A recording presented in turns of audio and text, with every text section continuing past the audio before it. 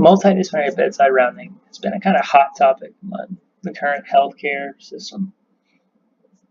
So delving into it, I kind of looked at the background, which very simply was rounding provides the physician with valuable updates, valuable information about the patient. As the physician gets this information, it kind of gets passed along to everyone else on the healthcare team. And at times, there's other rounding that occurs also from other physicians or other disciplines. And you kind of get this scattered approach to rounding. Not everyone's on the same page. There's not as much cohesiveness. And I wonder, well, what about, adding the other care team members maybe having a greater effect on certain aspects of rounding? And that's kind of where this multidisciplinary bedside rounding comes into play. MBR is very simply placing a group of interdisciplinary team members at the patient's bedside to address all issues and concerns on the road to recovery. It's very short, sweet, and to the point, and that's all it is. It's just putting these different disciplines in the same room with the patient and getting them on the road to recovery very quickly and very efficiently. MBR also allows for the patient to be involved in some of the decision-making process. This kind of plays into patient satisfaction in a way, very much informed consent in a way. The patient will feel like they're involved in the decision-making because now they really are. They're in a room with all of these different disciplines, going over what the general plan is with them. And then they're aware of the general plan also from all different perspectives and disciplines. And kind of the final why was the benefits to the patient. There's beneficial to patient outcomes and financially. It's beneficial not only to the patient but also to the hospital. So moving forward, communication was my primary thought about this. It's highly important among all members of the healthcare team. Getting everyone on the same page, getting that cohesiveness. Kind of how I played this was communication is a broad topic, and it affects several aspects on the road to recovery and on the care continuum.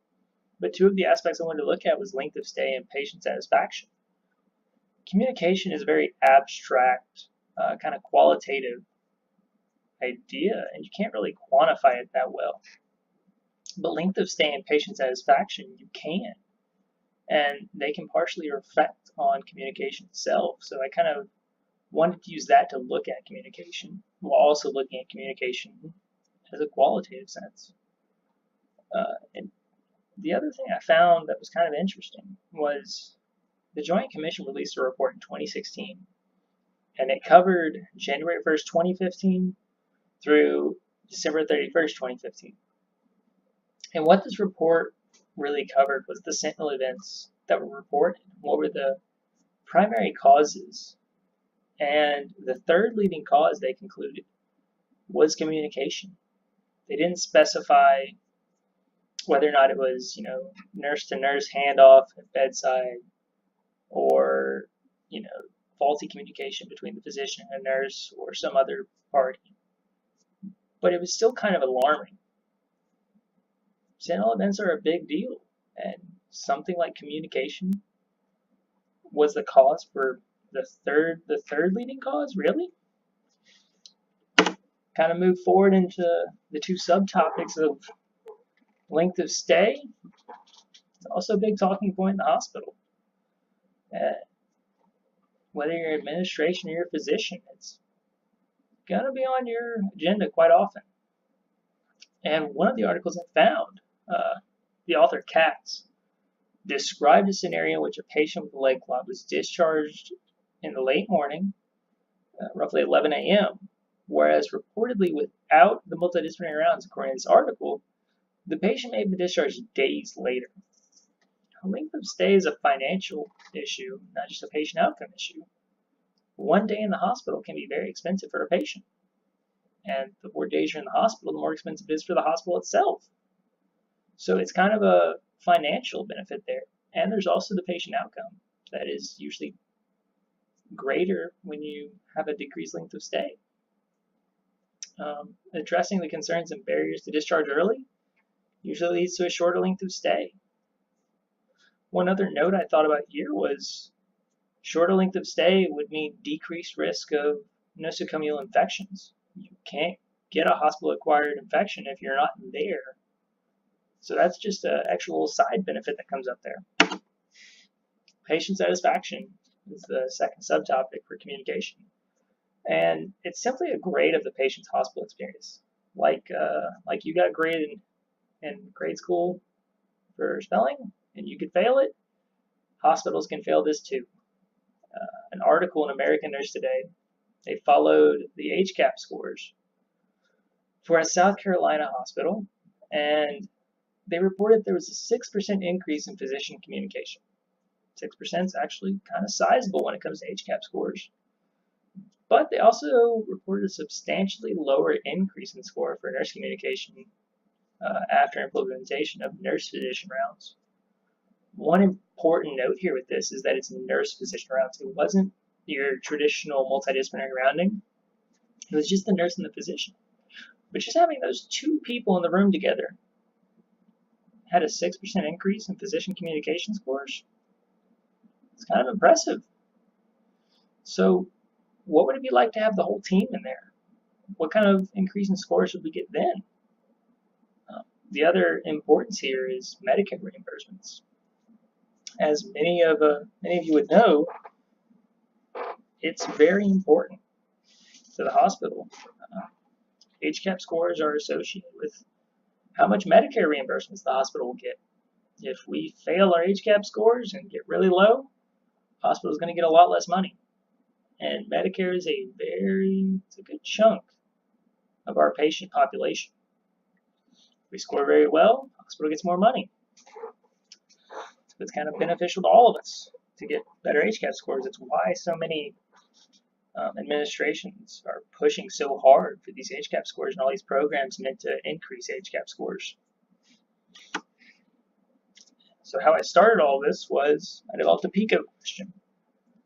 And it very simply was, does MBR have any positive effect on patient communication? I wanted to make it simple. It's very simple, yes or no. And here's how I went about it. My methodology for finding all of my literature. The search terms I use: multidisciplinary rounds, interdisciplinary bedside rounding, communication, patient satisfaction. I use these terms in various combinations, and I did a quick skimming of all the articles that came up, looked for key information, settings, results, findings, discussion, and I came up with 53 articles. These articles I printed out, and I sat down with a lot of coffee, and I really kind of tried to get a deeper review of them. The databases I used were CINAHL Complete, PubMed, Ovid, the journals and ebooks, and Medline. The primary one really, though, was CINAHL Complete. The greatest majority of those articles came from there. PubMed had a few, Ovid had a few, and Medline had a few. But CINAHL Complete was the real primary one there. As far as exclusion factors, it's included but not limited to. These are the primary ones. There's some smaller ones that would exclude one or two articles here and there, but these were the primary ones that excluded the greatest majority of them. And I used this also when I skimmed through them and when I did the deeper review. So it was kind of used in both of the part 1 and part 2 literature reviews. Anything done outside the U.S. I deemed inappropriate and not applicable. Articles dated prior to 2000. The medical system changes very quickly. I felt that was too old, not necessarily applicable to current practice as much. Questionable credibility of the source. If there was any questionability on the credibility, I did not use it. I wanted to have very credible sources, which is something I wanted to strive for. Information not related to the project. There actually was quite a few of these. And skimming through the articles, I was like, okay, yeah, this would be a great article for this. Once I did the second review, I dove a little deeper, and I was like, no, this is not necessarily a good fit. So I had to throw those out. And the primary one was reliability and validity being questionable. This was it had its own caveat of I had to use my better judgment here. as to how questionable, what to the degree of it. And there are many articles that didn't qualify, so I threw them out. But some of them, I had to really use that judgment, decide, okay, this is not to the 10th degree. And I used one or two of those articles for later review. As far as my primary qualitative article goes, it was labeled Bridges and Barriers. Kind of an article essentially based on the patient's perspective of the discharge process. That was essentially their goal, is to explore the discharge process from the patient's perspective, also in respect to multidisciplinary rounding. It's very simple. They used a survey where they would look at the patient and they would obtain consent. They would do their interviews.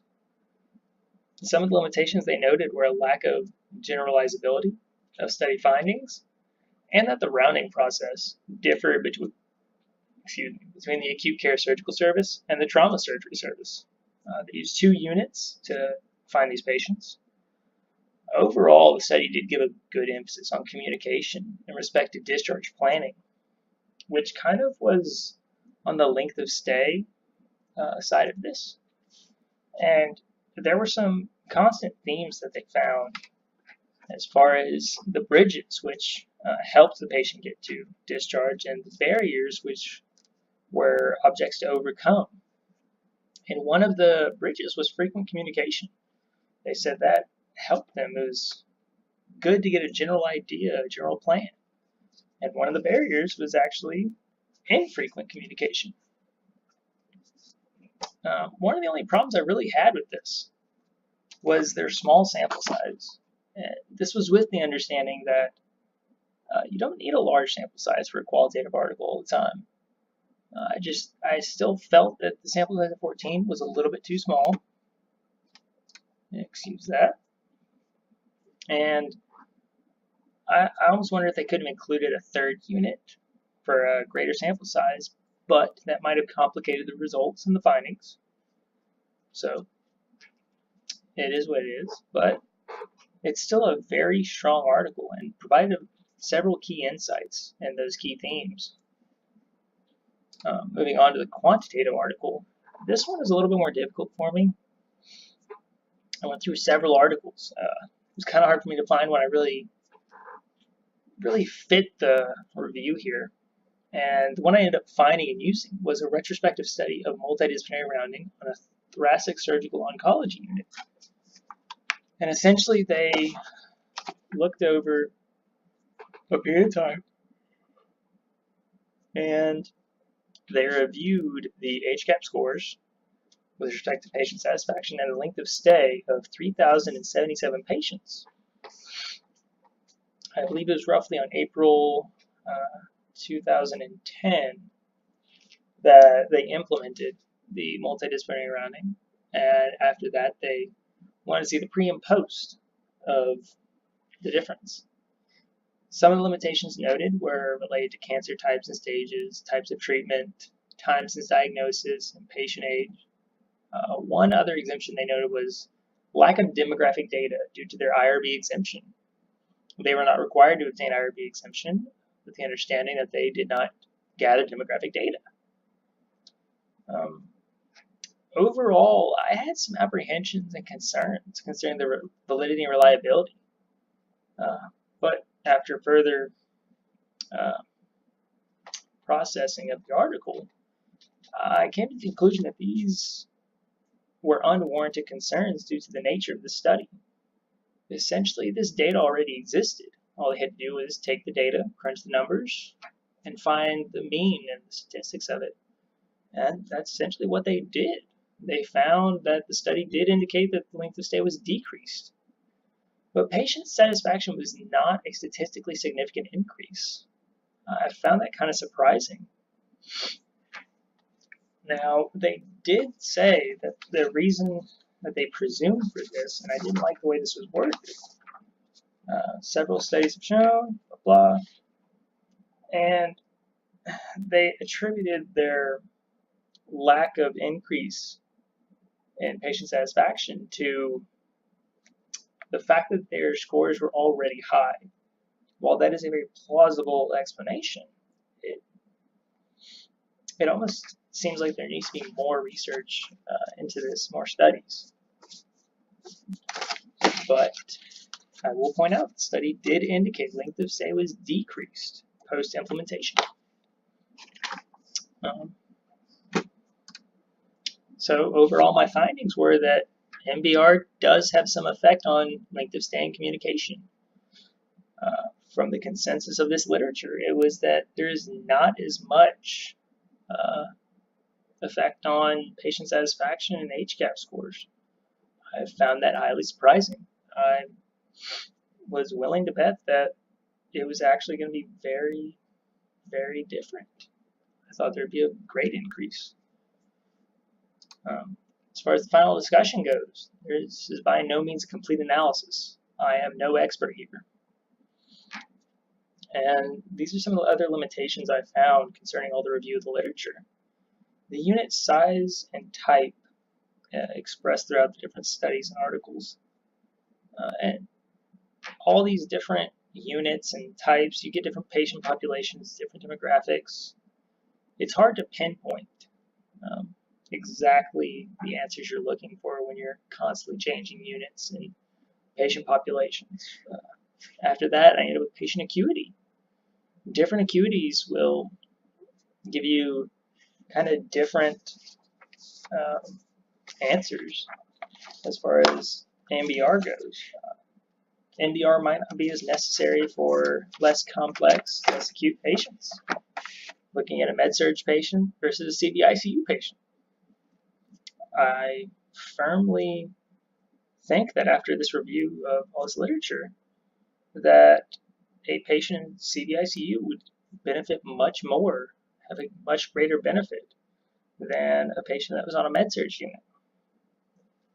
And same thing falls in with complexity of disease process. They kind of go hand in hand. I work with closely with a cardiac transplant unit, and they have some very sick patients up there, some very complex disease processes. Whether it's postpartum cardiomyopathy or just complete heart failure, sometimes those turn out to be very complex disease processes with very high acuity in those patients. And those patients benefit far more from MBR than, say, someone who's just in for severe dehydration on a med-surg unit. You fall into patient acuity and complexity. But the final limitation for me was the human factor. It's kind of this, you can't predict humans, and we're all different. When you have two units you're looking at for rounding, and you have a certain group of doctors with Unit A, certain group of doctors with Unit B, and different groups of nurses on Unit A and Unit B. Well, maybe the doctors have good chemistry with the nurses on Unit A, and the nurses all have good chemistry with each other on Unit A, but the staff and nurses and doctors on Unit B don't. You may see a far greater amount of communication in Unit A. The chemistry could play a vital role there. Can't really quantify that, though. It's kind of hard, and you can't predict it. You also never know. It could be that the chemistry actually plays a negative impact on communication. It's just kind of hard to predict. That's why the human factor is such a big variable. It's kind of an unpredictable variable, and you can't really account for it that easily. But despite all this, there is still great promise with MBR. And I implore you, look into it. If you're looking into this for your healthcare setting, do some research. Don't just take my word for it. Take my word in consideration, of course, but I'm no expert. Do your own research. Look up some of the articles that I used, some of the studies, read them for yourselves. See if it's what you're looking for your healthcare setting. It may not be what you need, but I think the benefits that could be are still worth it to explore the option. This is my literature review and references. These are the articles I intended to use. I included the JACA report. And this is my background. I said I am no expert. I was not kidding. I'm a 26-year-old registered nurse, currently working in the cardiac catheterization lab for the past 2.5 years. And I've been a nurse for 2.5 years. I've been there my entire career as a nurse. The only real kind of insight I really obtain here from work is on the acuity and the complexity issue. I care for various stages of acuity, ranging from outpatient procedures, in which my patients walk into the hospital completely stable, and they walk out later that night completely stable. Might have only had mild coronary disease, or maybe just need a simple outpatient procedure. The next kind of level up from there for me was complex stage percutaneous coronary intervention with hemodynamic support. Now, I, of course, skip over a couple levels in there, but this is a very complex issue. We have to use some kind of hemodynamic support, IV Impella or intra-aortic balloon pump, and it's staged and planned. It's usually a very, not super risky, but it's got a decent amount of risk to it. It needs to be explained to the patient. It's not an easy thing to do. And the final real level of acuity I see is what I collectively refer to as acuity level coding STEMI patients. Being in the cath lab, I have to take call, and you can be called in at any time. 2 a.m., you can be called in for a STEMI that comes in the ER, and they might roll into your lab coding currently, and it could be extremely sick. But it's part of the job, and it's actually a very broad range of types of patients. But that's pretty much who I am. To conclude, though, if this is what you think you need for your healthcare setting, I implore you, really do go explore the option. There are several benefits, and I believe the benefits may outweigh the drawbacks.